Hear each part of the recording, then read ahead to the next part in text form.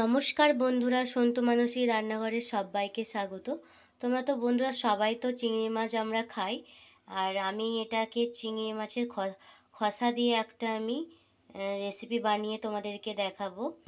চিংড়ি মাছের খসা দিয়ে আর খাসারির ডাল দিয়ে আমি এইটা দুর্দান্ত একটা বড়া বানিয়ে তোমাদেরকে দেখাবো। দেখো, আমি এখানে খোসাগুলোকে পরিষ্কার করে নিয়েছি, চিংড়ি মাছের খোসা নিয়েছি। আর এখানে আমি খাসারির ডাল ভিজিয়ে নিয়েছি, ভালো করে ধুয়ে নিয়েছি, ভিজে গেছে আমার। আমি এই চিংড়ি মাছের খোসাটা দিয়ে আর এই ডালটা দিয়ে আমি একসঙ্গে মিক্সিতে বেটে নেব। দেখো বন্ধুরা, আমি কি সুন্দরভাবে বেটে নিয়েছি দুটো একসঙ্গে মিক্স করে মিক্সিতে।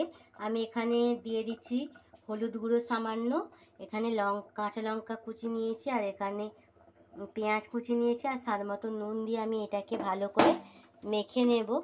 এভাবে মেখে নিয়ে আমি এটাকে তেলে ভেজে নেব।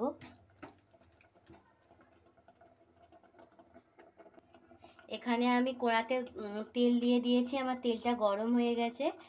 আর আমি এবার বড়াগুলোকে ভেজে নিচ্ছি, এইভাবে দিয়ে দিচ্ছি পাতলা পাতলা করে। সবগুলো আমি ভেজে নিচ্ছি, সবগুলো দিয়ে আমি এবার উল্টে নিচ্ছি। এক পিঠে ভাজা হয়ে গেছে, এভাবে উল্টে নিতে হবে আস্তে আস্তে করে।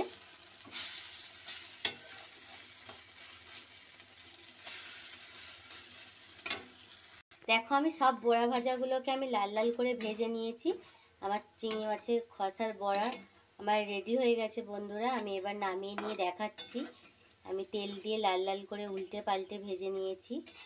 কত শর্টকাটে এই বড়াটা বানানো যায় বন্ধুরা, দেখো। আমি এবার নামিয়ে নিচ্ছি।